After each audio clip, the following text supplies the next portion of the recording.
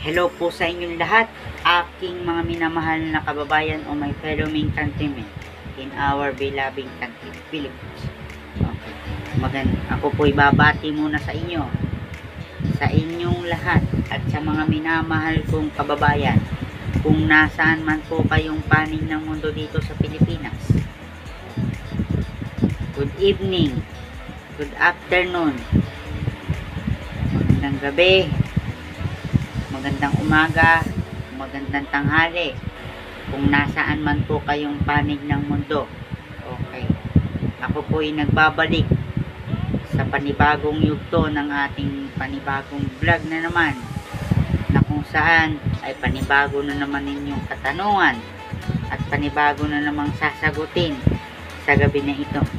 Okay. Mga minamahal kong kababayan, again, magandang gabi po sa inyo lahat, magandang umaga, magandang tanghali, o magandang hapon kung nasaan man po kayong panig ng mundo dito sa Pilipinas. Kung kayo po ay bago pa lamang sa aking YouTube channel, huwag pong kalimutan na mag-like and subscribe para palagi po kayong updated sa akin pong mga videos na i-upload. Okay. Bago ko po simula ng sasabihin ko, kung na inyo pong natatandaan sa aking announcement na limitado na lamang po ang aking pong mga gagawing mga content or mga vlogging dahil nag-open na naman po ang klase. But again, balik na tayo. Meron lamang akong nasiyasat at nalaman ng kaunti.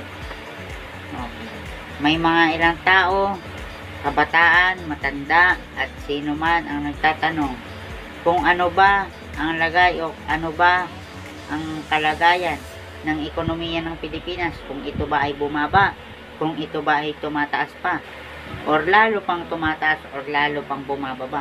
Ang pinagbabasehan ng ekonomiya ay yung production, and then inflation rate, infrastructure development plan, and many others. Okay.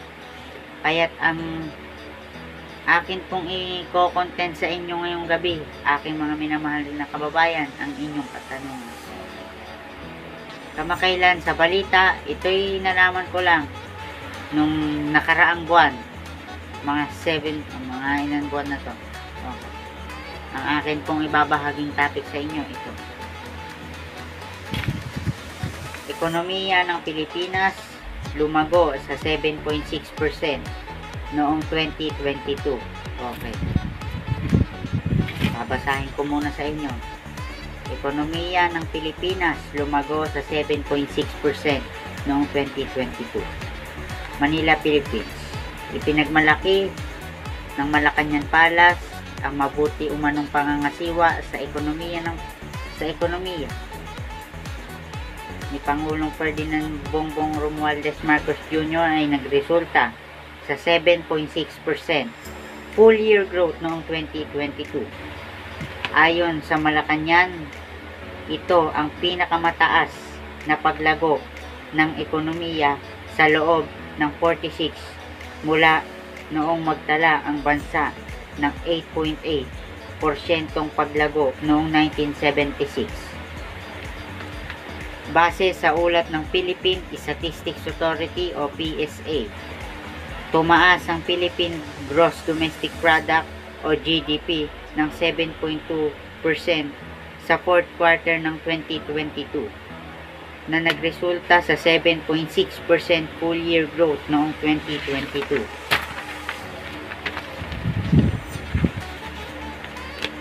Sinasabi rin ng PSA na kabilang sa mga pangunahing nag-ambag sa paglago ng fourth quarter 2022 ay wholesale at retail trade, pagkukumpuni ng mga sasakyang demotor, motorsiklo, 8.7%, financial and insurance activities and 9.8%, at manufacturing ng 4.2%.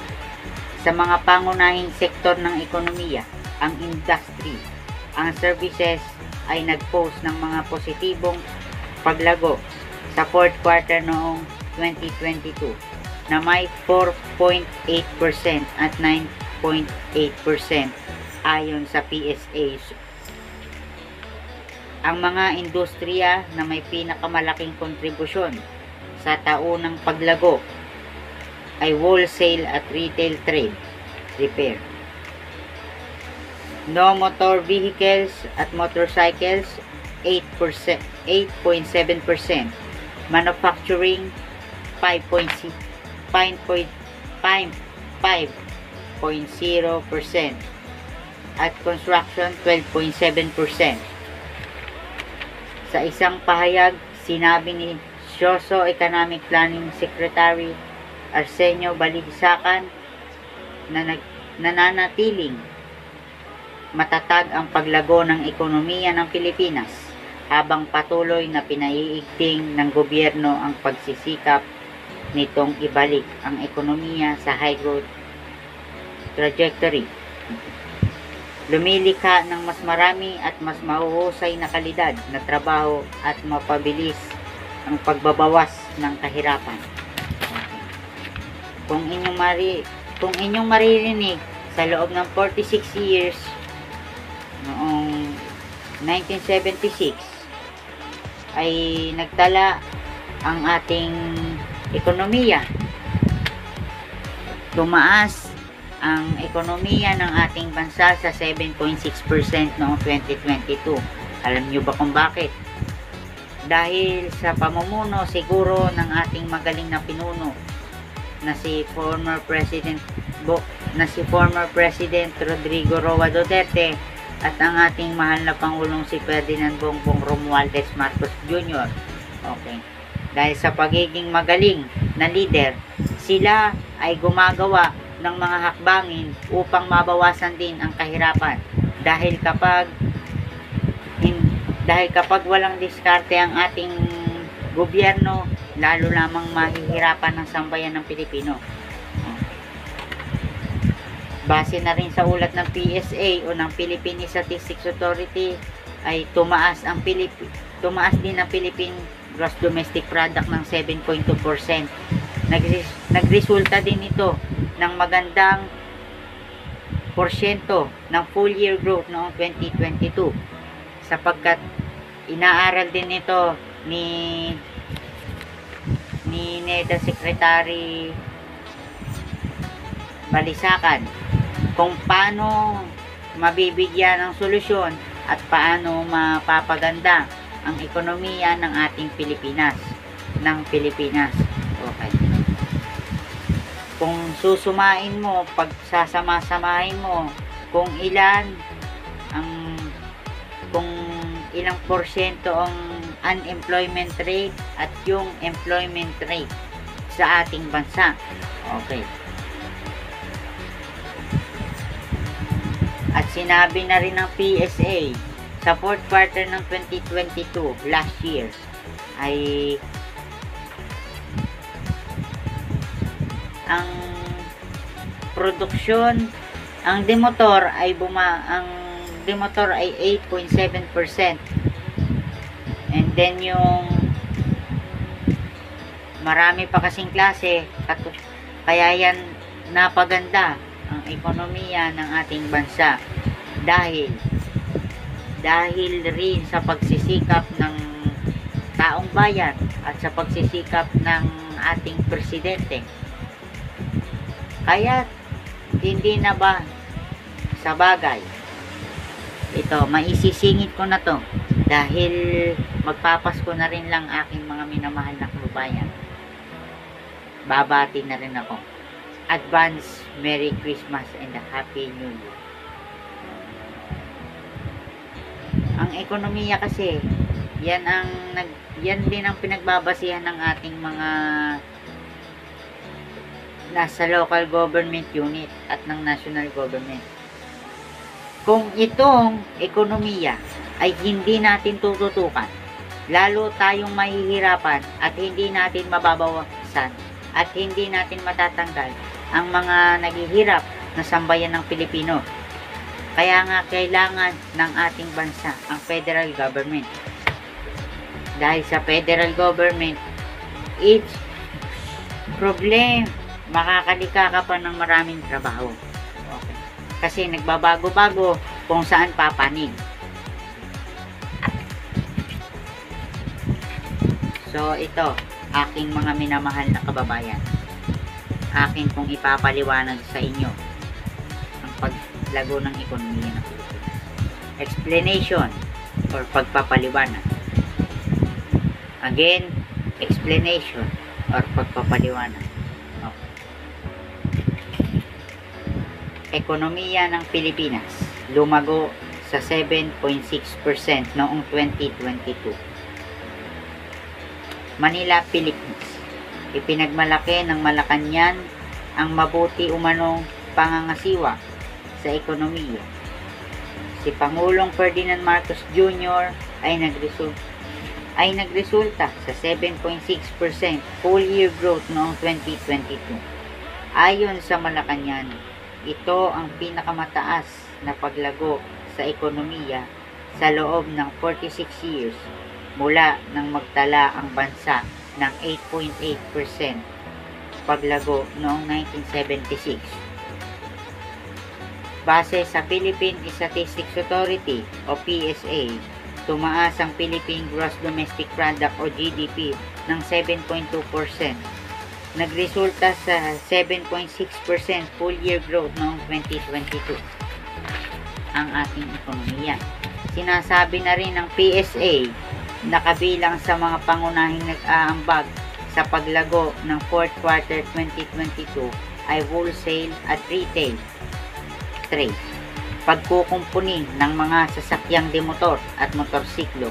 Ang motorsiklo ay nasa 8.7%, financial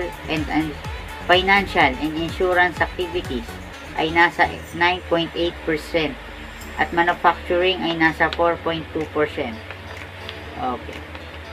Sa mga pangunahing sektor ng ekonomiya, ang industry and services ay nag-post ng mga positibong paglago sa fourth quarter ng 2022 na may 4.8% at 9.8% ayon sa PSA.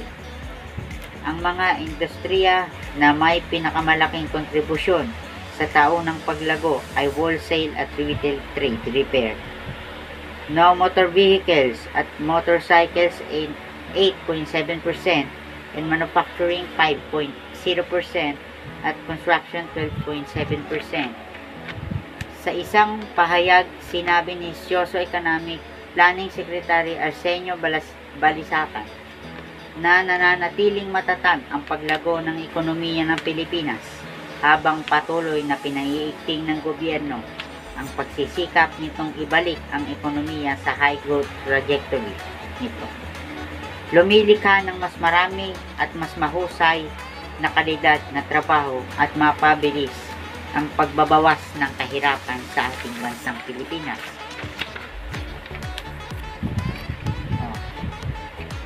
Kung inyo namang maririnig, lahat ng sinasabi ko ay may aral. Ito'y nakakatulong sa inyo, lalo na sa mga kabataan na nag-aaral.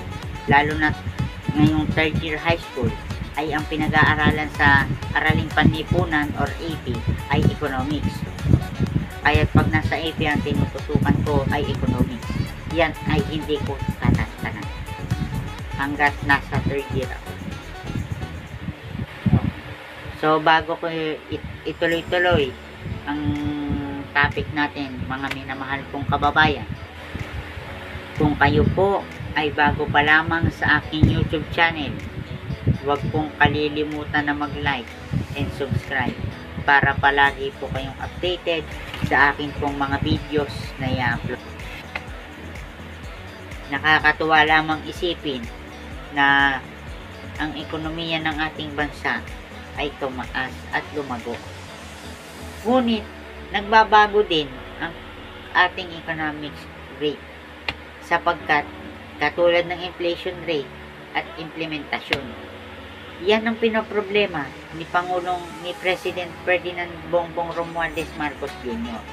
Ang problema sa produksyon ng ating lokal na bilihin.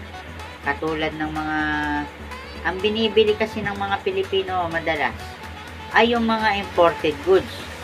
na dapat ang tinatangkilik ay ang ating local products sapagkat gawang Pilipino, walang labis at wala ring kulang. Kaya't mapapaganda pa lalo ang ating ekonomiya ng Pilipinas. Okay. Kaya't ang masasabi ko lang sa unang taong administrasyon ni President Ferdinand R. Marcos Jr. of PBBM, Mr. President, continue doing the good and keep up the good work.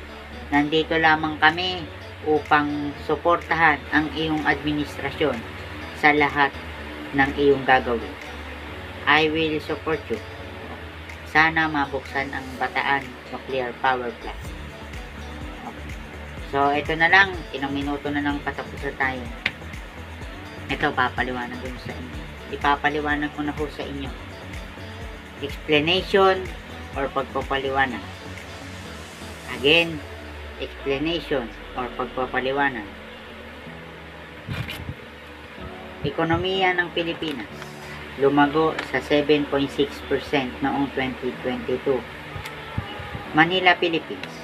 Ipinagmalaki ng Malacanang ang mabuti umanong pangangasiwa sa ekonomiya ni Pangulong Ferdinand Marcos Jr. ay nagresulta sa 7.6% full year growth noong 2022. Ayon sa Malacanang, ito ang pinakamataas na paglago ng ekonomiya sa loob ng 46 years mula nang magtala ang bansa ng 8.8% ng paglago noong 1976. Para sa ulat ng Philippine Statistics Authority o PSA, tumaas ang Philippine Gross Domestic Product o GDP ng 7.2% sa fourth year quarter ng 2022 na nagresulta sa 7.6% full year growth noong 2022 sa Pilipinas. Sinasabi rin ng PSA na kabilang sa mga pangunahing nag-ambag sa paglago ng fourth quarter 2022 ay wholesale at retail trade. Pagkukumpuni ng mga sasakyang demotor at motorsiklo ay nasa 8.7%. Financial and insurance activities ay nasa 9.8%. At ang manufacturing ay nasa 4.2%.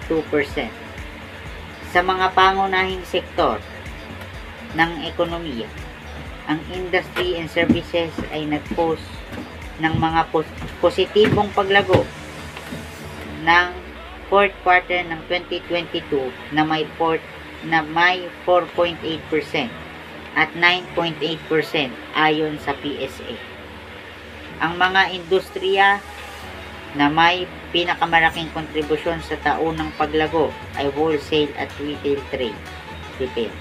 No motor vehicle at motorcycles 8.7%, manufacturing 5.8% at construction 12.7%.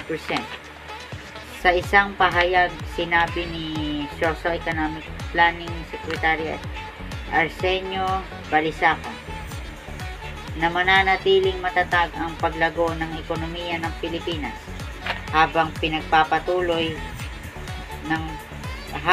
patuloy na pinaiigting ng gobyerno ang pagsisikap nitong ibalik ang ekonomiya sa high growth trajectory nito. Lumilikha ng mas marami at mas mahusay na kalidad na trabaho at mapabilis ang pagbabawas ng kahirapan sa ating bansang Pilipinas. At yun lamang po, mga minamahal kong kababayan. Sana po ay may nakuha kayong aral at sana din po ay may natutunan kayo sa tatlong paulit-ulit kong banggit. Okay. At naway pumasok po sa inyong mga puso at isipan ang aking ibinahaging topic sa inyo. At hanggang dito na lamang po tayo. Tayo po ay Pilipino, may isang diwa, may isang gawa. Again, tayo po ay Pilipino, may isang diwa, may isang gawa. At tayo po ay magkaisa Sama-sama po tayong babangon sa bagong Pilipinas. Sa bagong Pilipinas, walang maiiwan. Lahat tayo ay sama-samang babangon sa bagong Pilipinas. At maraming salamat po at magandang gabi pong muli sa inyong lahat. At paalam.